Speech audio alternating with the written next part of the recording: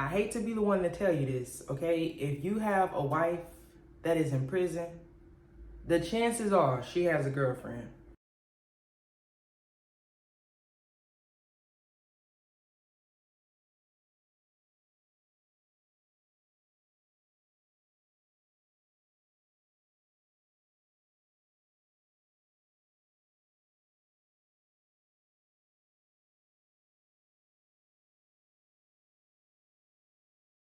Hey y'all, back with another video. My A1 Day One's like, what's good? So we gonna get right into it. This is a topic I have been asked about a million times since I've started my channel a year ago. So I guess it's finally time for us to get into it, right?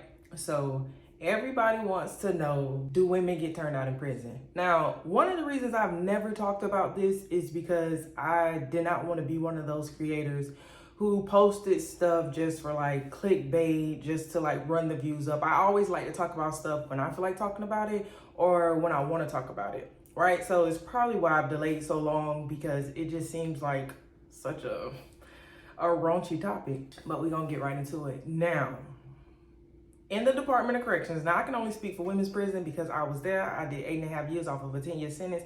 I cannot talk about men's prison, okay? And I can also only talk about state prisons in Florida. I've never been to a federal prison, and I have never been to a prison outside of Florida, all right?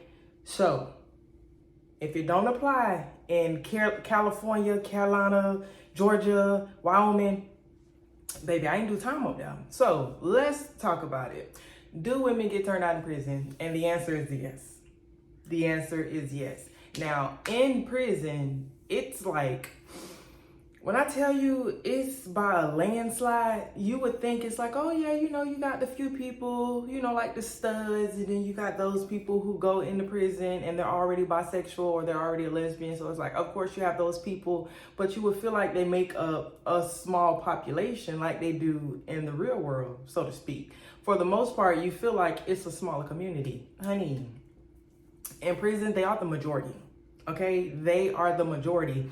And I hate to be the one to tell you this, okay? If you have a wife that is in prison, the chances are she has a girlfriend, all right? And if you taking care of your wife, now you make sure she got money on her books, you make sure you have visitation every chance you can, you bring in the kids, there's money on the phone, like you take care of her. When there's a package that's out, you make sure you buy all her winter clothes, you make sure you buy her a pair of shoes every time the shoes come around, you make sure you buy food packages, you doing all of that to make sure your old lady is good. 9 times out of 10, she has a girlfriend and she's taking care of her with your money. Now, let's get into how it happens. Well, for one, it just happens. Like, it just happens. But you have people who are in there for long periods of time, and they get to the point where when you're deprived without that type of intimacy, okay, some people turn to like, well, you know, this is here. I can do this, you know, just for fun. You also have people, a lot of females that I've noticed while I was incarcerated are very clingy and codependent.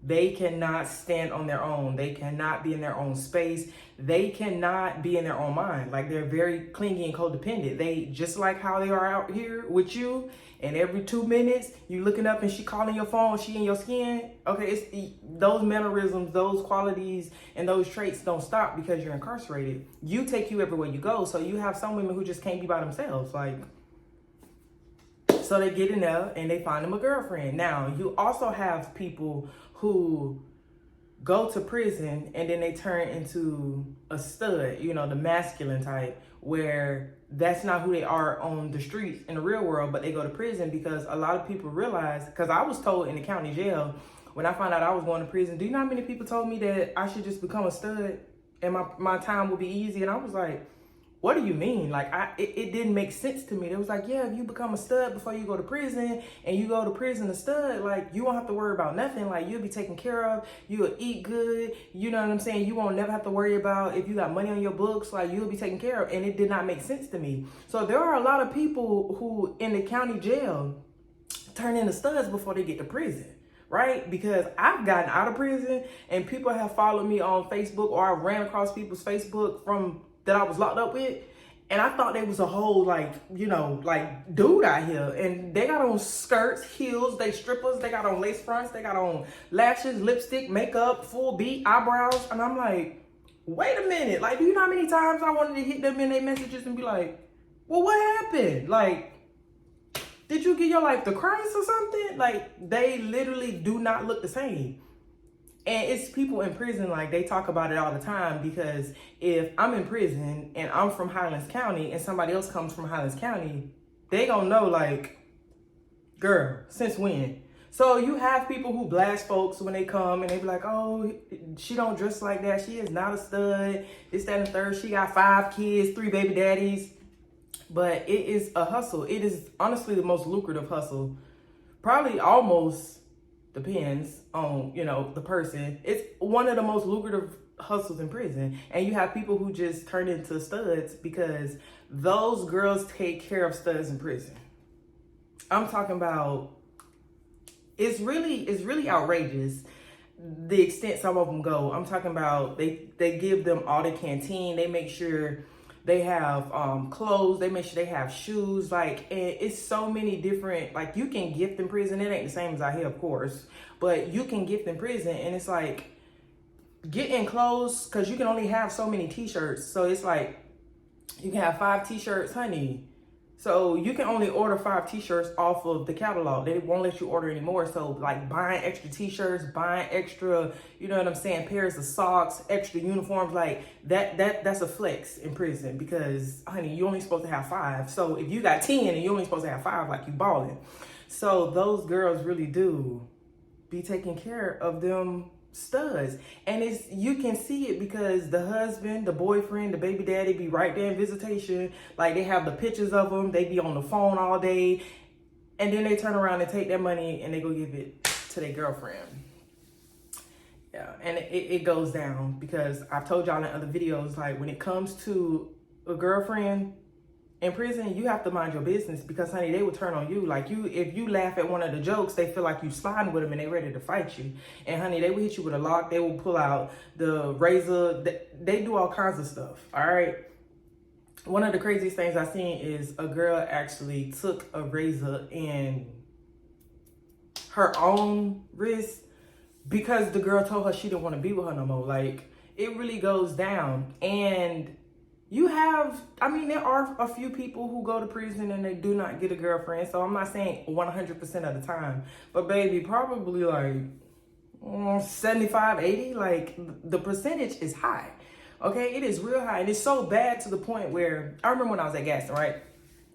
So once a week you have a shipment at that prison. So depending on what prison you're at, the shipment is a certain day. So I think Gaston was Wednesdays, if I'm not mistaken. So every Wednesday there was a new bus of people who came to prison, right?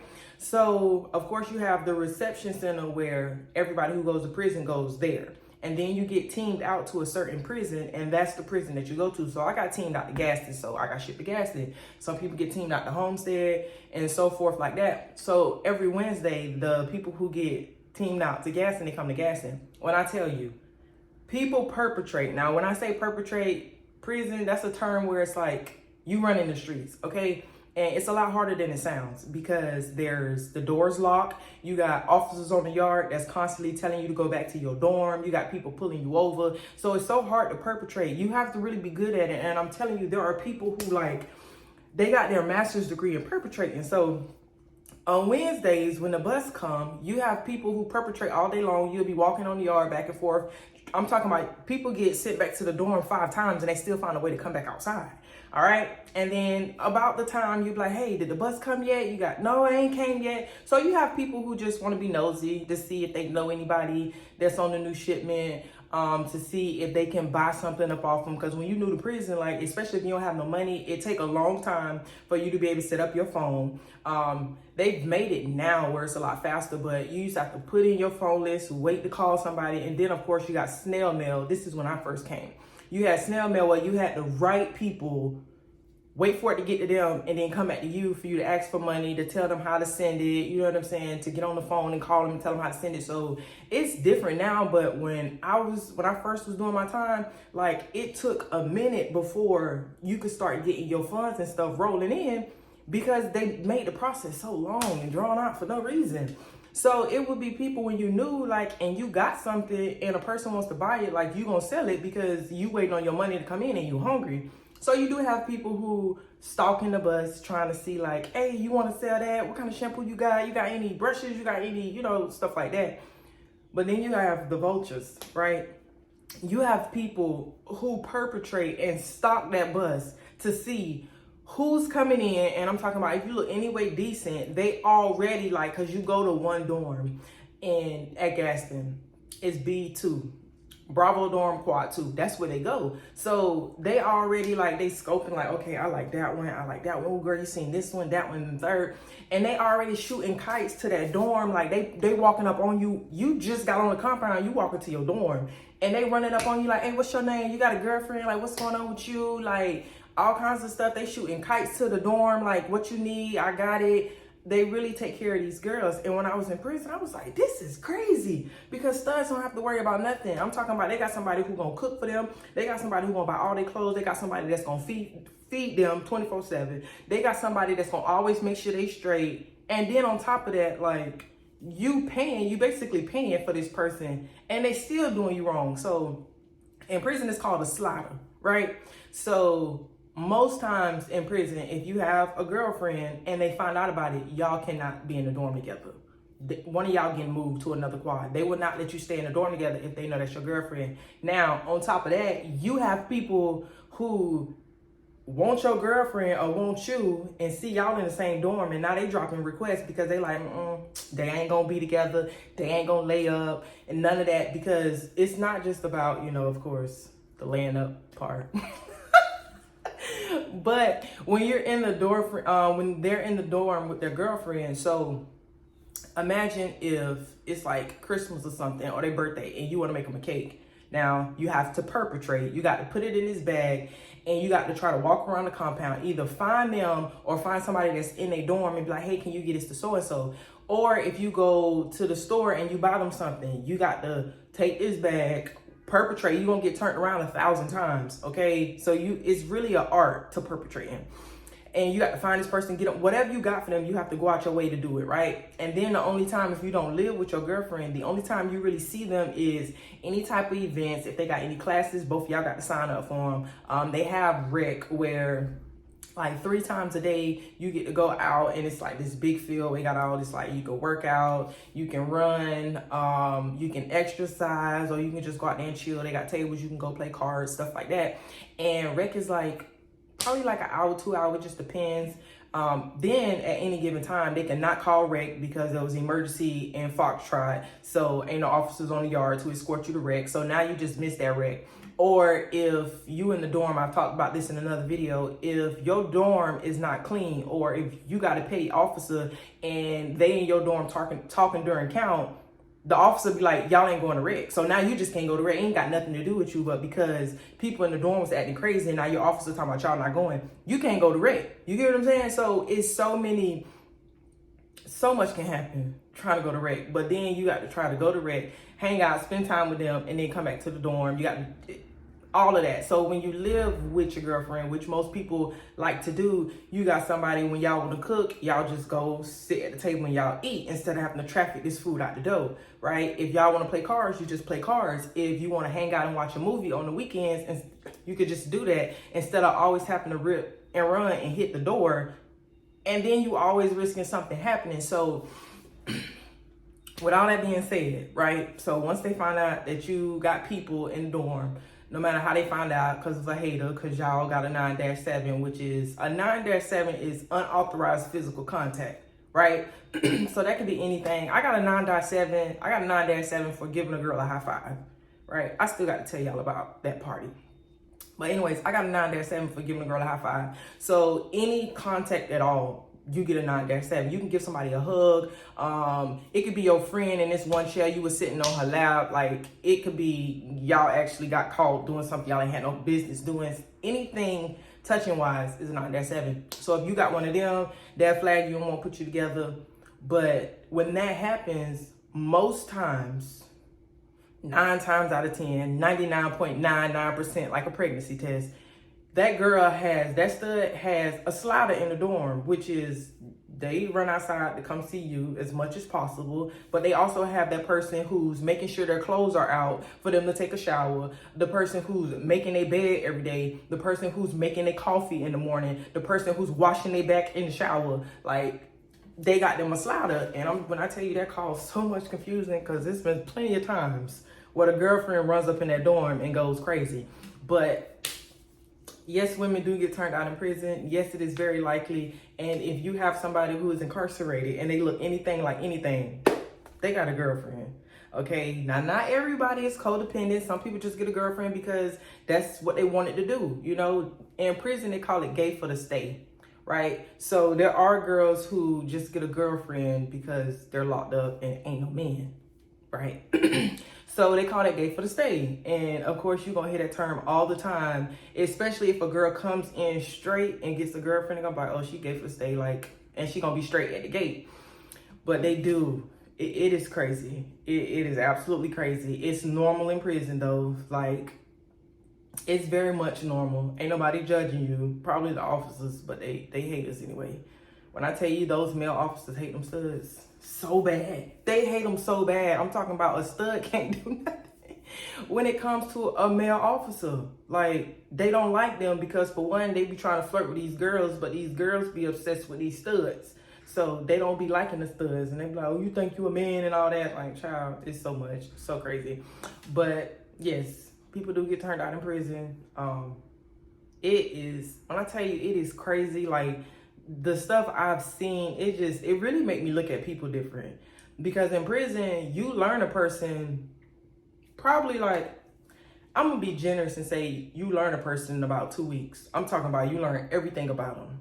They mannerisms, their behaviors, what kind of person they is, like if they soul is black or not. You learn so much about a person in a short amount of time in prison because you can't hide. Like, in the free world, a person can show you one thing at work, go home and be another person. You know what I'm saying? They can show you one thing when they're hanging out with you, but go over here and be another person. There ain't no faces in prison because you can only hold that face up for so long. Like, you might hold it up for a few days, but it always comes out. So you learn a person very fast in prison. And the good thing about it is, if you're very observant and you care anything about knowing the type of people that are around you, you learn how to pick up on those mannerisms and those traits very fast. So I can still identify certain things when I'm dealing with people because I've seen the faces come on and off. So it's also helped me when I'm out here and I'm establishing like friendships and relationships with people, even though I have yet to make a friend.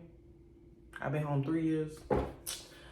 I should probably do some therapy, but I pick up on traits real fast. Like, what you mean?